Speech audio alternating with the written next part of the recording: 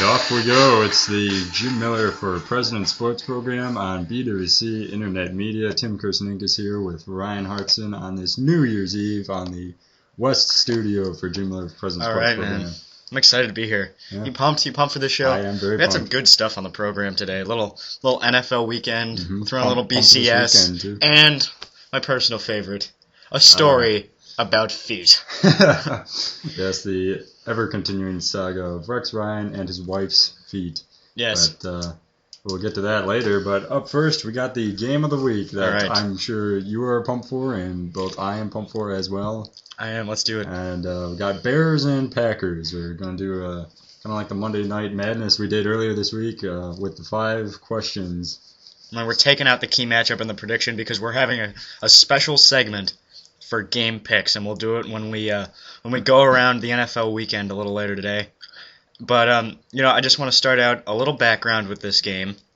The Packers, if they win, they're in the playoffs, and if the Bears win, nothing happens. They already clinched the second seed. There's nothing else they can really do. But if the Packers lose, they're in deep trouble because the Giants can win and get in the playoffs with a Packers loss, and Tampa Bay, the Buccaneers, can get in with both a Giants and a Packers loss. So the Packers, if they lose, they need the Giants and the Buccaneers both to lose to stay in the playoffs at 9-7. Yeah. So, but if you win this game, none of that matters, and that's what the NFL is about. Win, and you're in. Lose, and you might still get in. Yes. All right. But I'm ready to do this. Let's get some questions going. Here we go. Question number 1. Can Aaron Rodgers put a team on his back and get them into the playoffs? Before we start, Tim's actually going to be answering these questions along with me. I am. I'm not going to let him sit there and stare at me like he was the other 2 times we've done this. This will be a first for me. Okay, so can Aaron Rodgers put a team on his back and get them to the playoffs?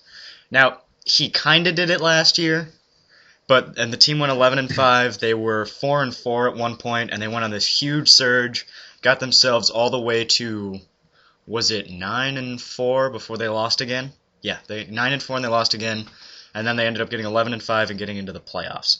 If that counts as putting a team on your back, then sure. But the defense was unbelievable during that stretch, and he had Ryan Grant in the running game to help out. Ryan Grant got hurt first game of the season.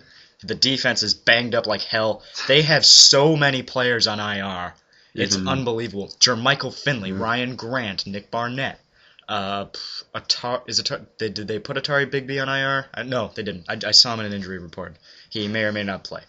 So, they are the MASH unit of the NFL this year, so to speak. But they've been playing really well, and they got themselves to 9-6. I really kind of wonder what they could have done if they were healthy.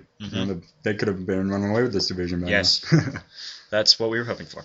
But they end up 9-6. No, considering Aaron Rodgers has absolutely no running game except Brandon Jackson and John Kuhn. So that's not a running game. Just a couple of guys out there. They occasionally hand the ball off to him, so Aaron can rest his arm. But I think he's got as good a shot as anybody to get in the playoffs. He got hot last week against the Giants, throwing for 400 yards. I think if he can get hot, he can pick apart any defense in the league, and they've got just as good a shot as anybody. Your thoughts? I'm kind of concerned about is that, Aaron Rodgers cannot win the playoffs, and this is, you look at it, it pretty much is a playoff game for the Green Bay Packers. Last week was too. Yeah, winning and increasing their playoff chances, so... obviously, this one is different though for Aaron Rodgers with him being at home on that frozen tundra of Lambeau Field, but the kind of frozen tundra. Yeah, the kind of that kind of softened by the heaters, but so your feet stay warm, but everything else is cold, right? Yeah. But I think the fans are going to be behind him, and I think that he knows the stadium well. I think he's really going to have an advantage in this one, so. It's going to be very questionable, but I'm concerned because it's a playoff atmosphere for Aaron Rodgers. See if he can handle it. All right, after spending an hour on question 1, let's get to question 2. All right, can the Packers defense handle the Bears' balance? Well, they do. They have great balance on offense with Matt Forte running the ball. Jay Cutler does what he can. He's not thrown as many interceptions this year. I was afraid for a while he was going to turn into Rex Grossman as far as the Oh, media in yeah. Chicago was concerned. Yeah. You know, good Rex, Oh, bad gee. Rex. When he and came good over J, here, good J, bad J. It was looking horrible. There- He was fumbling all the time. He's throwing interceptions. It's like, God, this looks like exactly the same team. But now Devin Hester has turned into a viable weapon. Oh, yeah. Viable meaning he can catch the ball. Yeah, he can. He's a great punt returner, arguably the best punt returner of all time. He's got more punt returns than everybody else. What is it, 15 he's at now? 14, 15? I think it's 14. Okay. But he's got the record for punt return for touchdowns. I think it's just total returns, kicks, and punts combined. Yes. Yes. Okay. So he's got that going for him. Johnny Knox is another viable weapon, so he can throw the ball around a little bit. I would ask you, did Mike Martz being the offensive coordinator have anything to do with this? Well, you know, I think it certainly did, because last year they were kind of running around out there like, oh my God, what are we gonna do? And you know, he's come in ever and talked about the great relationship between him and Cutler, and I think it certainly has helped Jay Cutler out, because he's cut down on the interception. That's just been unbelievable. The improvement that he's made. Okay, the Packers, they've got one good pass rusher, not a great pass rusher. Well, actually, he is great, Clay Matthews, but everybody else is average. Can they stop the run first? Can they get after Jay Cutler second? Those are kind of the keys to stopping the Bears' offense, and you know, I'd give them a shot as well, considering they're at home. That's the Packers' biggest advantage in this game. Yeah. Is that they're at home. Yeah. All right, let's go to question 3. All right, can Julius Peppers get to Aaron Rodgers? Considering they're on the road, they're a very athletic defensive line. I don't know what the difference is between their numbers on the home or versus on the road. You know, I don't know if it matters. Yeah. But can Julius Peppers get past the Packers' offensive line, which has been much improved this year, and go and get Jay Cutler? Or, not, Jesus Christ, listen to me. Aaron Rodgers. Go get Aaron Rodgers. I think he has a really good shot to get after him. You know, he did some damage in the Monday night game in Week 3. Will he be able to in this game? He's kind of been slowing down a bit at the end of the season. We haven't seen the it's getting big cold. Julius Peppers plays that he usually makes, you know. He was in Carolina before, and it was all warm and toasty in December. Yeah. And now it's really friggin' cold because you're in the Chicago and Wisconsin area. Yeah, exactly. But he's gonna have to get after it. He's a big key to getting after the quarterback in this game. Peppers was a huge deal. I mean, you know, maybe the numbers haven't shown it, but he's been the difference, because the rest of the Bears' defensive line has had a lot of opportunities from Peppers being double teamed the entire time. Let's go to question 4. All right. Now we flip to the Packers side of things here. Can Clay Matthews get to Jay Cutler? I'd say Peppers has a better chance than Clay Matthews. And we were talking about this in the meeting, because Clay Matthews, yes, he is, I wouldn't say a superior pass rusher, but he's better right now. And he's young, and he's energetic, and he's just absolutely lightning fast. Yeah. But he has the, what did it say? Was it a calf injury or something? I can't look at it now. It takes too much damn time. Yeah, well, But, you know, he's on the injury list. He's been limited in practice all week. Is he going to have more success because he's at home than Julius Peppers being on the road? Obviously, Julius Peppers on the road. I would say, maybe. I think it's a wash with those two.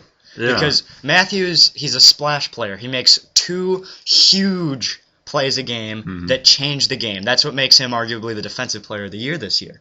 Yeah, he's up there in sacks and everything. You know, he always seems to make the big play, just like Julius Peppers has done a lot through his career. So, you know, 2 great defensive linemen there. Yeah. It's going to be great. Actually, Clay Matthews is an outside linebacker. Oh, right. We'll leave that out. Well, shin injury. He's been Clay Matthews. He had a shin injury, limited in practice all week. His game status is probable. He's playing. There's no doubt about that. I don't think there was ever a question. So, because Julius Peppers is healthier, he'd have a better chance. Both are going to be double teamed like hell coming around the edge. Yeah. And can the rest of the players on the 2 defenses step up? That's what it's going to come down to, is the other 10 guys on the Bears and Packers defenses getting after Aaron Rodgers and Jay Cutler, respectively. Let's go to, what are we on now, 5? Yes, that's the final question here. Will the Packers' lack of running game rear its ugly head in this one? There's been a couple times where it has. I remember the Atlanta game where it was literally Aaron Rodgers by himself playing the Atlanta Falcons. He had to do absolutely everything. He was running for his life. He made a million plays. It was the best game I'd seen him play, but he had no running game. Just imagine a couple opportunities to hand the ball to Ryan Grant in that game, get a little more balance, maybe you get a better rhythm offensively, maybe you get a few more looks off of play action. A running game would be huge for Aaron Rodgers. Oh, yeah. I mean, next year when Grant is back healthy, it's going to be like he's playing in a different offense. It'll be like, thank you, Jesus. He will be very, very excited to get Ryan Grant back. But right now, he's in a tough playoff race. He's by himself out there again. And literally in the Week 3 matchup against the Bears, it was the same thing as the Atlanta game. He was out there by himself. No running game. James Jones, that moron, he fumbled the ball late. Bears pick it up, go down, kick the field goal to win the game. If Aaron Rodgers can make enough plays, you don't really need a running game, but a running game would be such a luxury in this cold weather out there today. Oh, yeah. Well, Sunday. What I notice as a Bears fan is that they can pretty much stop the run, no problem. They got a good defensive line and all that, Yeah. But when it comes down to making the big stops with the passing plays, they can't do it, and they don't have much of a secondary. Yeah, that's really their problem with me, is that their secondary, they always seem to be chasing guys down the field and they can't stave them off.